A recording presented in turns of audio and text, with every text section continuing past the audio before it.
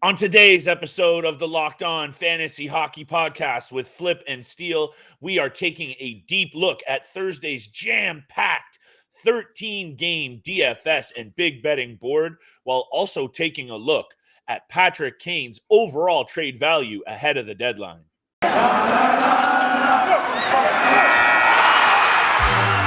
You're Locked On Fantasy Hockey, your daily podcast on fantasy hockey. Part of the Locked On Podcast Network, your team every day.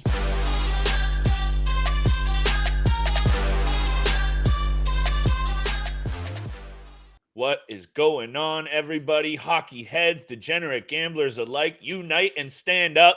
It is your favorite and hottest podcast. It is the Locked On Fantasy Hockey Podcast with Steele Roden and Big Flip Livingstone, and we are back for episode number 31 of the reboot of this show. Thank you for making us your first listen every single day. You know where you can find us: Apple Podcasts, Spotify, and of course on YouTube. So make sure you hammer the subscribe button. Show us some love. You know we appreciate it. You know what you're going to find on today's show. 13-game betting and DFS board. We will be taking a look at both, feeding you some picks, locks, and guys to target. We are also going to be taking a look at Patrick Kane. On the heels of a career point night steal, 6-point night, an explosion for the Chicago Blackhawks, Patrick Kane still has a lot of value and is a very interesting name in the lead up to this deadline steal. I'm excited to talk about what you think about Patrick Kane, what the Hawks are going to do with him. Lots of talk for bets, lots of talk for DFS. That's coming up. Stay tuned. My friend, my co-host, my brother, let's get right into it. I'm fired up today. Let's get it. Yeah, what a way to start off this episode talking about Patrick Kane after, an incredible night against the Anaheim Ducks. Obviously teams are going to be interested in a guy like Patrick Kane. He's one of the most elite players that we've seen over the last decade. 3 Stanley Cups. He's got that playoff experience. So, of course, teams are going to be interested in Patrick Kane. I was a little surprised that his name has been, kind of swirling around out there for a trade. But it makes sense. He's one of the top guys in the league still.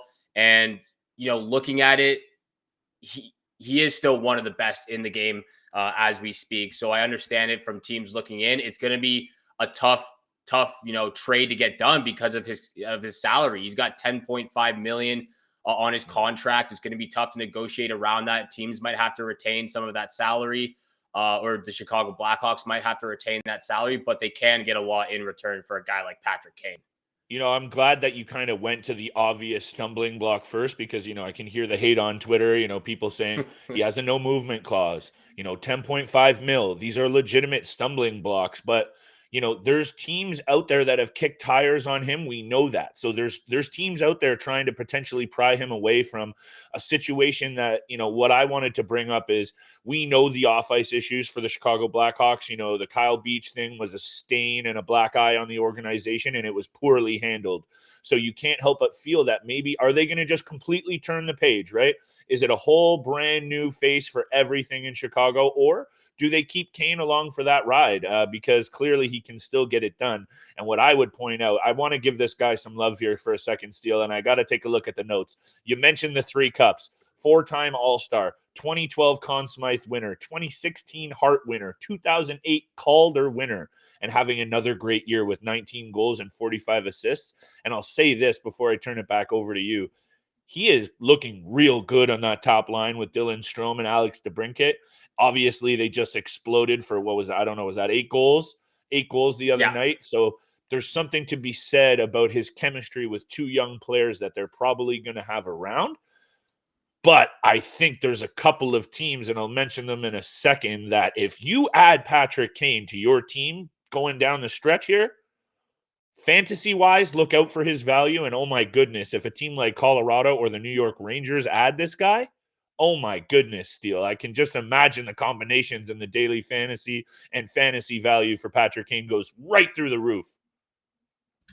Yeah, his value, he's already over 90% owned across Yahoo and ESPN leagues. So it's going to be tough to get a trade done in fantasy leagues. But look, before we get to the actual teams that might be able to get him, the Chicago Blackhawks didn't want to go through a rebuild. It was very understanding from guys like Jonathan Toews and Patrick Kane that they did not want to go through a rebuild. They wanted to win now. They still felt like they could win now.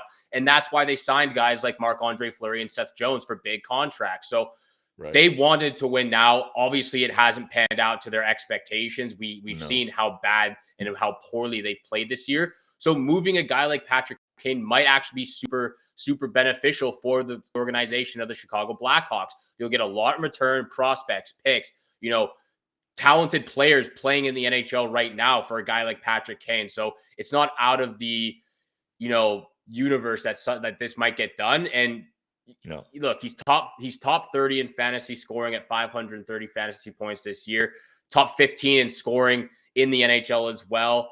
19 goals, 45 assists. You mentioned it. This guy's looked a lot better in the last month than he did to start the season. He's definitely putting on the goals a lot more. You mentioned it with one of the teams. The New York Rangers, for me, would be the most, fitting team for Patrick Kane. They have the most cap space with one of the best teams with the most cap space. They'll be able to send a lot in return to the Chicago Blackhawks, whether it's Alexander Georgiev. I was looking at a guy like Ryan Strome. Maybe the Strome brothers play together in Chicago, but there's a lot that the Rangers have with picks, prospects, and guys playing on their team right now that they can send for Patrick Kane in a deal. They're also can't deny that 30 plus million in cap space, I think, automatically makes them the team that is probably also kicking tires on Patrick Kane. But doesn't he also just seem like the prototypical guy to go play in New York? To me, as a flashy, we know he's a showman. He does the ear thing against Matthews a couple of years ago to fire back. He fires up the crowd. He's a big time player, and the New York Rangers have that stage. He would look great in blue. And I think you really made the key point here is the salary cap. But I'll also mention this. If he links back up with Artemi Panarin, someone who those two guys were very hard to beat, the puck was flying everywhere, sauce pass city. That's a combination that I think if I'm the Rangers general manager, I'm rerunning that tape from those 2 seasons, that those are two or three seasons that they played together, because that was a combination that, like, if he goes and starts to play with a guy like Panarin, no disrespect to DeBrincat and Strome, his fantasy value alone goes right through the roof, I think, Steele. Artemi Panarin and Patrick Kane were absolutely vicious in Chicago when they played together. Like, that would be one of the best dynamic duos I would want to watch, especially playing in the playoffs. So you're absolutely right there. Yeah. Artemi Panarin and Kane's chemistry was off the charts. Just, they didn't even have to pretty much, Kane's always been a wizard with the puck, especially, passing with those spinoramas. He doesn't have to even know where Panarin is on the ice. He can just throw the puck there and he's going to be there. So I like that. If they were to play on the same line together, that would be great. Obviously, we talked about this a little bit. The New York Rangers have, been in contact with the Vancouver Canucks about JT Miller, potentially bringing him back to New York.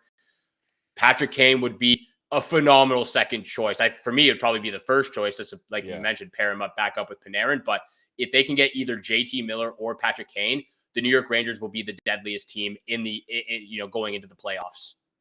They sit 6 points up in the Metro.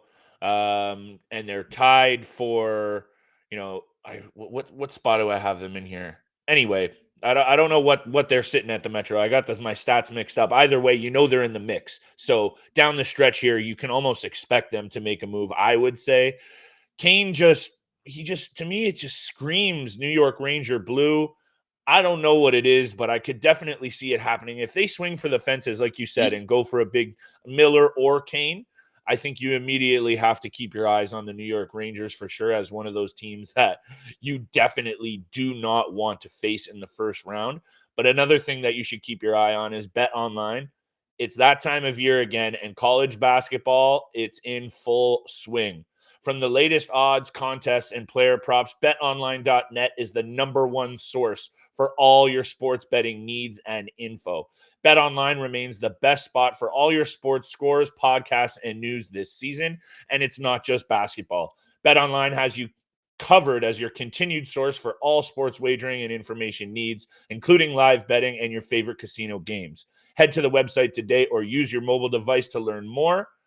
BetOnline, where the game starts. Thank you so much for making the Locked On Fantasy Hockey Podcast your first listen every day. For your next listen, you have to go check out Locked On Now Podcast, nightly recaps of every NHL game with analysis from our local experts. You don't want to miss out on this. It's free and available on all podcast platforms, just like this podcast right here. So please make sure you smash and hammer that subscribe and follow button. Flip and I appreciate all the love and support out there as we got started back in late January. So thank you so much for that. Before we get into the DFS segment, I want to touch on something you said there, Flip. Patrick Kane being in the blue of the New York Rangers. And I think why it looks so good is because of him playing on Team USA in the Olympics. He was absolutely dynamite every single time he stepped on the Olympic ice for USA. And you're right. He looks good in blue. I think he'd look good on the New York Rangers. So I think we're on the same page here. The New York Rangers would be super ecstatic to get a deal done with the Chicago Blackhawks if that were to come to fruition. But let's get into the DFS segment of this episode. You said it off the top. Huge amount of games on Thursday. 13 games in total. A lot of matchups look juicy out there. Some great games to watch and to keep an eye out for. For me, the first game is fairly obvious. I'm going with the Minnesota Wild and the Detroit Red Wings, Flip. Okay. Well, we haven't from as much as we were talking a lot about the Minnesota Wild to start this show, we've eased back up off them, but I'm interested to hear your breakdown here. You're going with the Kirill Kaprizov special, or what's happening here? Yes, sir. I always look towards that second line or even down the third line with Marcus Foligno, but Kaprizov and Hartman have this really interesting chemistry every single time I watch them on the ice. Kaprizov is one of those guys like Patrick Kane. He can find you without even looking. That's what he does. He enters the offensive zone. He drops the puck. He goes hard to the net. Ryan Hartman's right there shooting and scoring. So I like the dynamic they have on that top line. They've been the best players for the Minnesota Wild. And just looking at the last couple of games for the Red Wings, their last 6 games, they've been outscored 37-18. And they only have up to 18 goals because they scored 7 the Toronto Maple Leafs in that 10-7 loss. But in that span, they're 1-5-0. And they've just been absolutely terrible. You and I have talked about the Red Wings a lot, how they've been trending in the right direction. Steve Yzerman's done a wonderful job. And I still think they are heading in the right direction. They're in a rough patch right now, especially in their goalie department. Alex Nedeljkovic and Thomas Greiss are just not being what they expected out of them. That's for sure. But what you're highlighting here from a DFS side of things, I think is true. And while we have, I do like what they're doing in Detroit. I do like where they're starting to go, but that's mostly up front. Moritz Seider is also nasty, and he's going to anchor that blue line for a long time. But you can't. And hey, what's happened with a team as good as the Toronto Maple Leafs up front lately without goaltending, right? It's a bit of an up and down battle. So we can see what happens when you just mentioned it. Those two guys have not been good enough in Detroit. And until you start to see something from anyone in the blue paint in Detroit, I think you have to continue to hammer the opposition from a DFS side of things, Steele.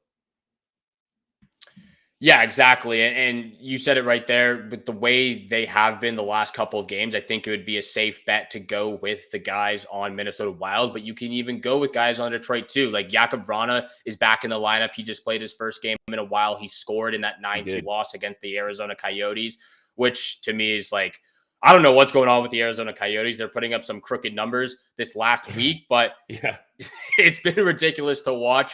But you could go with guys like Jakub Vrana. He shouldn't be too expensive, especially coming off the long-term injured reserve and obviously playing his second game in a long time. So he shouldn't be too expensive. Kirill Kaprizov and Ryan Hartman, they're going to be upwards of $6,000. So you're going to be spending a little bit, over budget for, guys on the Minnesota Wild who aren't superstars, but they're producing. So it just makes the most amount of sense to pick these guys on Minnesota who are kind of turning the tables, getting out of a weird funk that they've been in and attacking this Detroit Red Wings team that has been absolutely awful this last 2 weeks. Yeah, and I hammered the Detroit triple dip the other night, and I got 2 out of 3. Dylan Larkin has been sensational this season, and I'm not going to get back into that.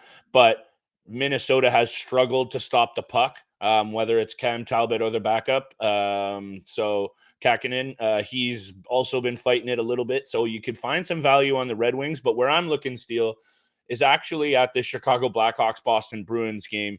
And you know where I'm going to go here with my bet in a few minutes. But this is a spot for two teams that are just being involved with a ton of goals right now. Both teams clicking offensively. That's where my eyes go for DFS. You're definitely going to pay top price for the top lines there on both crews. But can you really go wrong? I mentioned DeBrincat, Strome, and Kane's chemistry. I really could see this Blackhawks Bruins game being another high scoring one. So, if to augment your roster a little bit, I think you could find some value in that Chicago-Boston game as well. Yeah, that was also a game I was looking at. There's just so many games to choose from because there's 13 games on the schedule. But the one other game I was looking at besides the Wild and the Wild and Red Wings game was the LA Kings versus the San Jose Sharks. I think this is a perfect spot to bet on the LA Kings. And I was looking at guys on that second lineup. Trevor Moore is getting a great amount of opportunity. Yes, this was a guy that I wanted to talk about, when we were talking about some free agents, just a couple of episodes ago. Trevor Moore, 10 goals, 23 assists on the season. Philip Deneau, 16 goals, 17 assists on the season. So if you can't pay the price of guys like Anze Kopitar or on Adrian Kempe, Trevor Moore and Philip Deneau have some great chemistry on that second line. Moore, who has been picking it up recently because he's been added to that second line with Philip Deneau. He's got a ton of opportunity. I like this matchup against the San Jose Sharks because the Sharks are riddled with injuries. Reimer, Aiden Hill, LeBanc, Carlson, and three more guys who are regulars in their lineup are out or on the IR. They're out of the lineup. And the Sharks are 1-3-5 in the last 5 games. And that one win was only to the Seattle Kraken. So for me, this is a huge game for the LA Kings to just continue riding up in the standings in their division.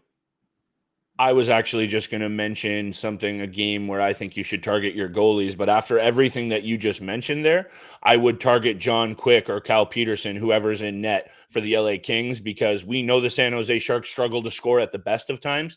But with all those key players out, whether I don't care if they're on defense or up front, that makes your night for offense, going to be potentially a really long one. So I would look to there. I would also look to the Colorado Avalanche, Carolina Hurricanes game where, we've talked about Darcy Kemper and him being up and down. We've talked about maybe Colorado potentially wanting to add a piece. We don't know. But what I do know is this. I expect this Colorado Carolina game, which quick look at it, Steele.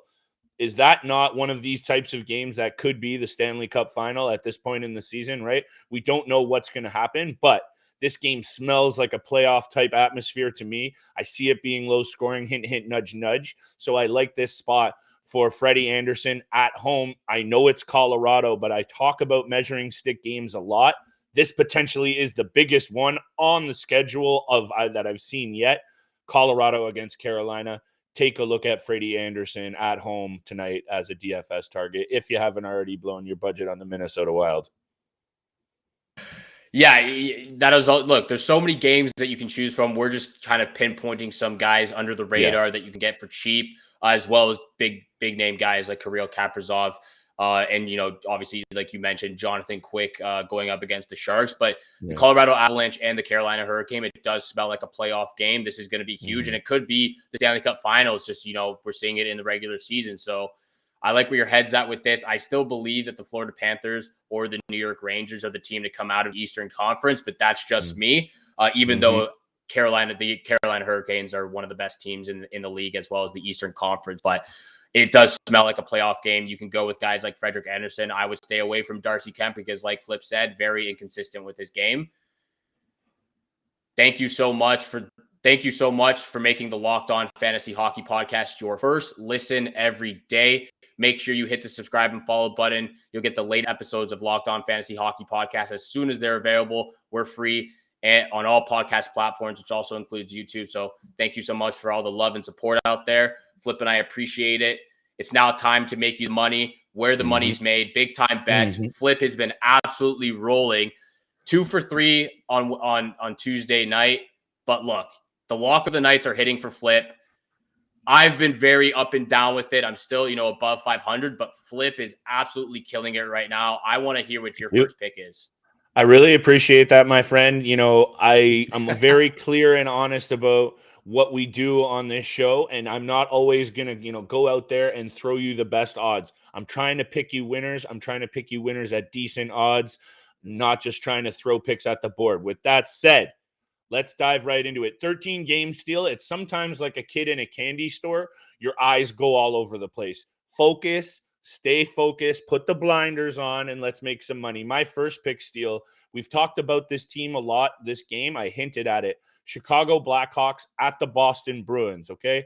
Let me throw a few stats at you for these two teams. The total has gone over the number in 6 of Chicago's last 7 games. The total has gone over the number in 4 of the last 5 games Chicago plays on the road against Boston. And oh, wait, 4 of Boston's last 6 games over the total. This is sitting at 5.5. Again, we talked about these numbers being skewed because we record early. This is probably going to go up, but at 5.5, minus 120, I am all over this number. Even if it goes up to the number point of 6, I still like it steal. Chicago isn't great, but offensively, they're clicking right now. Boston is also being involved in a ton of high-scoring games. Give me the over 5.5 for my first pick of the night at minus 120. Good sir. I like that pick a lot. My first pick is going to be an over as well. It's the Maple Leafs versus the Coyotes, over 6.5 goals. And look, we already know that the Maple Leafs have some superstars up front. Austin Matthews, the best player in the NHL, just recorded his 6th hat trick of his career, leading the league in goals at 43. They score a ton of goals. So even if they lose the game, they score a ton of goals. And the Coyotes, like I mentioned before, are putting up some crooked numbers right now offensively. Nick Schmaltz being a huge part of that, as well as Clayton Keller. So I like this game to hit the over. It's already at 6.5. I've never seen a game at 7. I've never seen a game at 7. So I believe it'll stay at 6.5 goals. And there's a lot of talent up front on the Maple Leaf side. But the way the Coyotes have been playing this last week, I like the over at 6.5 in this Coyotes Maple Leafs game. Hey, man, it has happened. I have seen it. I don't know if it's happened many times this season, but everything you're saying right there, it can't be denied.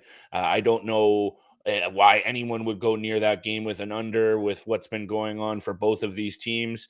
I think you're spot on with it. I'm going to another over-under pick right now, Steele, for my second pick, and I'll throw it back to you before I hit you with my lock of the night. But I'm going with an under, and I alluded to it again, which what I think will be playoff tight game here, low scoring, tight checking between the Colorado Avalanche and Carolina Hurricanes. I was messing up my statistics with the Rangers before. It's the Carolina Hurricanes that sit with a 6-point lead atop the Metro Division, tied for the Florida Panthers for the Eastern lead. So we know they're the toast of the East, are right up there. You've talked about it. They're in the mix with a couple of other teams. I like them a lot. Colorado, Cup favorites, toast of the West, sitting on top. The total has gone under in 8 of Colorado's last 9 games when playing on the road against Carolina. Steele. That's a lot of games with these teams being totally different, but a couple of them with them being the same rosters. I like this to be a measuring stick game. Playoff atmosphere. Those usually mean low scoring under the total games. I like Freddie Anderson this year. The last time I talked up Freddie, he laid a big old rotten egg for me. So I hope that doesn't happen again. But under 6 plus 105. I also like the odds here, Steele. I'm feeling an under bet. Let's get it for my second pick of the night. I like that pick as well. And, that's exactly what I said for Monday's game between the Edmonton Oilers and the Calgary Flames. It seems like, every time we see the Battle of Alberta, it's a tight, physical game. They're not going to give a lot up defensively. They're going to be very, they're going to be very aggressive in the neutral zone. They're going to look for turnovers. That's exactly what happened. So good call. And that's exactly what happened. So Flip, taking a page out of my book right here. I like where your head's at for this game as well. It feels like a playoff atmosphere, and we could very much see this in the Stanley Cup Finals. I would love that. Would be a great matchup to watch. My second pick for big time bets, it's going to be the Anaheim Ducks on the money line against the Nashville Predators at plus 170. If the Ducks are at plus 170 against the Preds, I'll take this, 9 out of 10 times. I like the way they've been playing. John Gibson's back in the lineup. He was out with illness or injury, I believe, for the last week or so. So I like the fact that John Gibson's back in the lineup. He got a big win over the weekend or in the last couple of days. And I like the odds here. The Ducks are a very underrated team. They slipped out of a playoff spot. They're still fighting. They're still in the playoff race. And this is a big game if they really want to, push into a playoff spot. Definitely still in a race, and you can't not like those odds in that situation. To me, that's a coin flip game. But like you said, I like these angles for the teams that have a lot to play for. Nashville's right in it. I can see that being a very close game. So, if you really want to cop out and sell out for what I would think would be free, like an easy win, take the Ducks on the money line or on the puck line, plus 1.5, even if you get it there. Yeah. My lock of the night, Steele. That I like these angles for personal situations for players. They go into certain matchups fired up. And I look at the Golden Knights at Buffalo Sabres, and I think you know where I'm going here. Jack Eichel was in the media today answering questions about returning to Buffalo for the first time. And while I'm not buying a single thing, he is saying that he has no ill will towards Buffalo, no ill will towards the Pagulas or the ownership group. And I'm pretty sure the PR staff at the Vegas Golden Knights fed him those lines verbatim. I'm not buying any of it. This kid is going to be fired up to play the Sabres team that told him not to get the surgery he wanted. They didn't get the players in there that he wanted. And as much as he is not the be-all and end-all of any team, no one player ever really is, even the McDavids of the world, he has his first few years of his career squandered with some really bad teams in Buffalo. And the situation did not end nicely. He is going to be fired up to play in Buffalo for the first time. He has 3 goals and 4 assists in his last 10, and he's really in his only 10 this season for the Vegas Golden Knights. He is really starting to look comfortable out there, Steele. I could see a multi-point night. I could see him burying a couple, but I almost know for sure he will be on the score sheet in some capacity. So I'm going to take the Jack Eichel anytime assist for my lock of the night and what I would expect to be a very fired up Mr. Eichel. I like the Jack Eichel pick. I really didn't focus on this game a lot because I got burned by the Vegas Golden Knights against the Philadelphia Flyers in that 2-1 loss just a couple of nights ago. And, with all the injuries they have right now, they haven't really been scoring a lot offensively. Robin Leonard's been great. He hasn't let a lot of goals in, but again, they just offensively haven't been the same without Mark Stone. And, the Buffalo Sabres have been very surprising. So I like your Jack Eichel anytime assist pick, but I would stay away from this game, honestly, either the money line or the puck line. I don't like it because the Buffalo Sabres can be very surprising. I do like your pick, though, with the Jack Eichel anytime assist. He will be fired up to play against his old team. My lock of the night is going to be the New York Rangers money line. Plus 100 against the St. Louis Blues on the road. The Rangers got the best of the Blues just last week in a 5-3 win at home, and I think they're going to get the best of the Blues again on the road Thursday night. And you mentioned it with, when we were talking about Patrick Kane, Artemi Panarin, Mika Zibanejad, Ryan Strome, Chris Kreider, Alexi Lafreniere on the top line. They all seem to be clicking right now, and Igor Shesterkin being the best goalie in the league as well. You can't go wrong with that, especially the way Jordan Binnington's been playing. They'll probably go with Husso for tomorrow night. But again, the Blues against this Rangers team, I got to go with the Rangers at plus 100. I'll take that every time. Yeah, and I also just everything that you're just running down there, and with Husso being in and him being better, and Shesterkin obviously being what he's been, we don't need to talk about. That smells like another under. That smells like another situation for, 2 good double circles on a goalie target for DFS as well. Premium price probably for both. But, hey, man, everything that sometimes when you talk these things through, and I know you do the same thing, I start to hear it's like, yep, that sounds like an under. So to me, that sounds like an under. But also for the value, I think you have to go with the Rangers. But I like your lock of the night, pal. Let's run it back for them. I don't see the under in this game. The Rangers won 5-3. The Rangers won 5-3. It is a side bet flip. We're gonna have a side bet. The Rangers won 5-3 in their last visit. Was Binnington in net in that last game? I believe it was Husso. Oh man, then never mind. Forget everything. You know what? Delete this episode. Let's re-record. Yeah, so I wouldn't go with the under here. I think there's too much star power, even though Igor Shesterkin is the best goalie in the league. And whether Billy Husso's in net, who's really stepped up in Binnington's, I wouldn't say replaced him as of yet, but he's really sort of replaced him.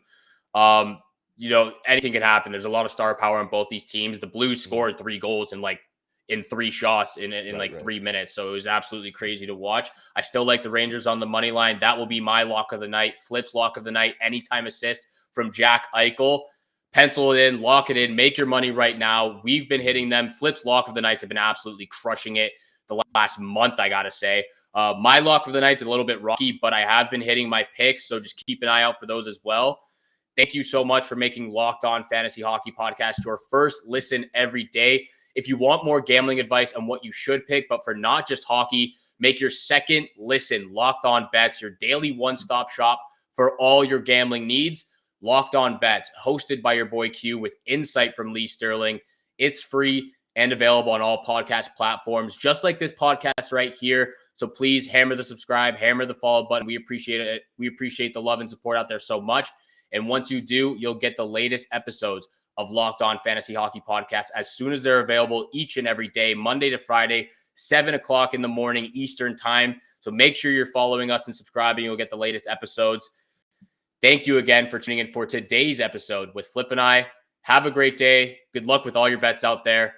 And we shall see you back here again tomorrow. Peace.